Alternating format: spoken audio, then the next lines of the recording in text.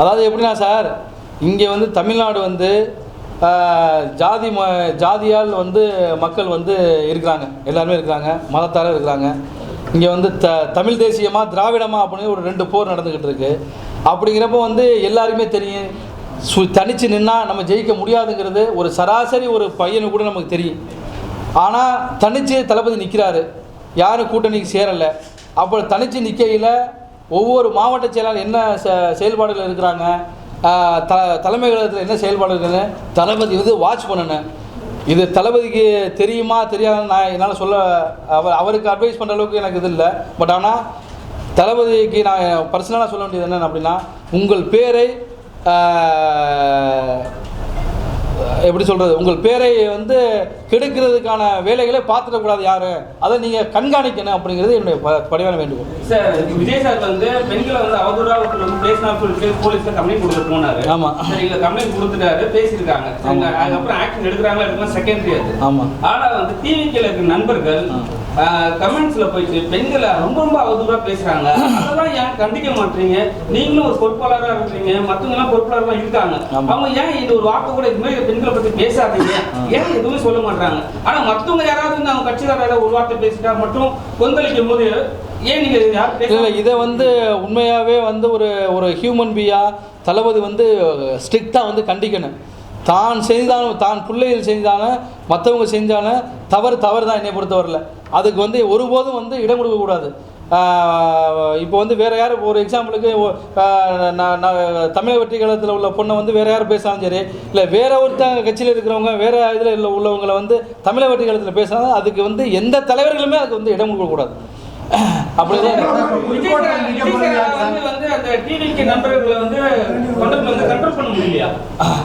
அது அவர் அது எங்களுக்கே புரியலை, அவ்வளோதான் சொல்ல முடியும், எங்களுக்கே புரியலை. மீடியாவை சந்திக்கவே இல்லை, தனியாக வந்து இந்த மாதிரி ஒரு மீடியாவை சந்திக்க. அதே மாதிரி இப்போ உங்களை மாதிரி நிர்வாகிகள் ஏற்கனவே சவுத் சைட்லேருந்து ஒரு லேடி நான் செலவு பண்ணா நிச்சயம் கொடுக்கணும் காரெல்லாம் மறிச்சு ஒரு வீட்டு வாசல்ல. ஆமாம் ஆமாம். இப்போ உங்களை மாதிரி நிர்வாகிகளையும் சந்திக்கல. நாளைக்கு இவர் ஒருவேளை எலெக்ட் ஆகி வந்தாருன்னா மக்களை சந்திப்பாரா? ஏன்னா நமக்கு முன்னாடி அனுபவம் இருக்கு. ஆமாம். இதே மாதிரி சினிமாவில் நட்சத்திரமா வந்தவங்க அதுக்கப்புறம் பத்திரிகையை சந்திக்கிறது இல்லை, மக்களை சந்திக்கிறது இல்லைங்கிற முதல்வர்களையும் நம்ம பார்த்தோம். ஆமாம். திருப்பியும் அந்த மாதிரி தமிழகம் தள்ளப்படுமோ? இல்லை சார், அதாவது இப்போ விருப்ப மனு எல்லாருமே தாவேக்கால கொடுத்துருக்காங்க. இந்த விருப்ப மனு கொடுத்தாலும் ஒவ்வொரு தொகுதியில் வந்து 10 பேரை கொடுத்தாலும் அந்த 10 பேரை கூப்பிட்டு யார் பண்ணிக்கிறது, உங்களுக்கு என்ன தகுதிக்கு எப்படிப்பா நீங்கள் உங்களுக்கு செல்வாக்கு இருக்குது அப்படிங்கிறத ஏன் இவங்க பண்ண? அதுக்கு வந்து இவங்க ஃபஸ்ட்டு ஆரம்பிக்கையிலேயே இவங்க தான் வேட்பாளர் அறிவிச்சுட்டு போக வேண்டியதானே. கட்டி விருப்ப மனு கொடுத்துருக்குறேன், இப்போ எதுக்கு இந்த 10,000 கட்டி விருப்ப மனு கேட்குறீங்க? கேட்க வேண்டாமே, நீங்கள் தான் நியமிச்சிட்டீங்களே. நீங்கள் வந்து இவங்க நிப்பாட்டம் நியமித்தாலே அப்போ எதுக்கு இப்போ வெளியில் வந்து போர்வைக்காக எதுக்கு வந்து நீங்கள் கண் துடைப்புக்காக எதுக்கு நீங்கள் போர்வை அது பண்ண எதுக்காக பண்ணணும் யோசிச்சு பாருங்க. அரசியல்னா எல்லாருக்கும் சமம் அப்படிங்கிறது தான். ஒரு கண்துடைப்புக்காக வந்து விருப்பமனு கொடுங்க அப்படின்னு சொல்லிவிட்டு வேட்பாளர் அறிவிக்கையில் அவங்களே செலக்ட் பண்ணி அவங்கள மட்டும் விருப்பமனு எடுக்கிறதுக்கு ஏன் எல்லாரையும் கிடைக்க சொல்றீங்க? ஆல்ரெடி அவங்களே செலக்ட் பண்ணி நீங்கள் பேப்பர் கட்ட சொல்ல வேண்டியதானே. அதுதான் தெரியல சார். தாவேக்கால வந்து பேசுறவங்க வெளியே போறவங்க அவங்க வந்து சப்போர்ட் பண்ணி பேசிட்ட பிறகு அகேன்ஸ்டா இது மாதிரி ஒரு விஷயம் ஒருத்தர் வந்து பேசுறாரு, அகேன்ஸ்டா இல்லைன்னா அவங்க பண்ற தப்பெல்லாம் வந்து சுட்டி காட்டும் போது தாவேக்கா நண்பர்கள் அவங்க ரசிகர்கள் எல்லாருமே வந்து பெறான்றாங்க. நீங்க பார்த்துருப்பீங்க, நிறைய பெண்கள் கூட வெளியே வந்தவங்க அவங்கள வந்து அவதூறா பேசுறது. இப்போ உங்களெல்லாம் பேசினா நீங்க என்ன பதில் கொடுப்பீங்க? என்ன பேசினா என்ன பேசுறதுக்கு போறதுக்கு தயார். நான் என் சொந்த வருமானத்தில் என் சொந்த காசை செலவு பண்ணுறீங்க. எவனும் என்னை விமர்சனம் பண்ணுறதுக்கு யாருக்கும் அதிகாரம் இல்லை. விமர்சனம் பண்ணணும், நான் தவறு செய்தாலும் விமர்சனம் பண்ணணும். அவங்க விமர்சனம் பண்ண மாட்டாங்க, வீட்டில் இருக்கிற பெண்கள் விமர்சனம் பண்ணுறாங்க. அதாவது வேலை இல்லாதவன் வெட்டி போய் தான் விமர்சனம் பண்ணுவான். அதை வந்து எங்கள் தளபதி தான் பார்த்து சரி பண்ணணும். அதாவது சின்ன பசங்களை வந்து அதுதான் அனுபவமே சிறந்த ஆசான்னு சொல்லியிருக்காங்க.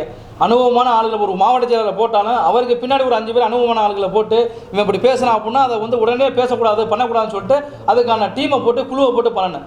அப்புறம் இன்னொரு விஷயம் என்ன அப்படின்னா, இது மெயினான ஒரு விஷயத்தை நான் சொல்கிறேன். இதுக்காக என்ன நடந்தாலும் பிரச்சனை இல்லை. சில நாட்களுக்கு முன்பு தளபதி ஒரு அறிக்கை ஒன்று விட்டார். என்னென்னா தேர்தல் குறிப்பீடுக்கு வந்து அறிக்கை விட்டார். அதில் வந்து எங்கள் மாவட்ட செயலர் பர்வேஸுடைய பேரும் இருந்துச்சு. அது மாதிரி அவருக்கு டிகே பிரபு அவருடைய பேர் இருந்துச்சு, காரைக்குடி டிகே பிரபுன்னு. அவங்களுக்குலாம் என்னங்க அனுபவம் தெரியும்? தேர்தல் அறிக்கைக்கு மக்களுக்கு செய்கிற திட்டங்களுக்கு அவருக்கு என்ன அனுபவம் தெரியும்? அவருடைய வயசு என்ன, அப்படி அனுபவம்னா ஒரு ஐஏஎஸ் போடணும், ஒரு முன்னாள் நீதிபதியை போட்டிருக்கலாம், ஒரு முன்னாள் ஐபிஎஸ்ஐ போட்டிருக்கலாம், இல்லை முன்னாள் அமைச்சராக இருந்தவங்க அனுபவம் உள்ளவங்களை போட்டால் மக்களுக்கு என்ன, அன்றாட மக்களுக்கு ஒரு சராசரி மனுஷன் குடிசையில் வாழ்றவங்களுக்கு என்ன தேவை, விவசாய மக்களுக்கு என்ன தேவை, மீனவர்களுக்கு என்ன தேவைன்னு அவங்களுக்கு தெரியும். இந்த தேர்தல் அறிக்கையில் அவர் எங்கள் மாவட்ட செயலரில் என்ன அனுபவம் தெரியுது, இதுதான் சந்தேகத்தின் பேரில் எங்களுக்குலாம் எழ ஆரம்பிக்குது. காசு இருந்தாரா சீட்டு இல்லாட்டி சீட்டு இல்லை, சீட்டு இல்லை, அப்படித்தான். காசு இருக்கா 15 கோடி ரூபாய் பண்றேன்னு சொன்னா நான் வந்து மக்களுக்கு தான் கொடுக்கணும், மக்களுக்கு தான் செலவு பண்ணணும். நான் எவ்வளோ சீட்டு கொடுத்தா நான் சீட்டு வாங்க அதுக்கு ஏங்க நான் வந்து ஒரு சீட்டு 2 கோடி ரூபா கொடுத்து நான் வாங்குறதுக்கு அந்த 2 ரூபாய் மக்களுக்கு செலவு பண்ணி சுயேட்சையா நின்று போயிடுவேன். அதான் சார் மக்களுக்காக பண்றேன்றீங்க, 5 கோடி மக்களுக்கு செலவு பண்ணாங்க. அதுதான் நான் சொல்றேன்.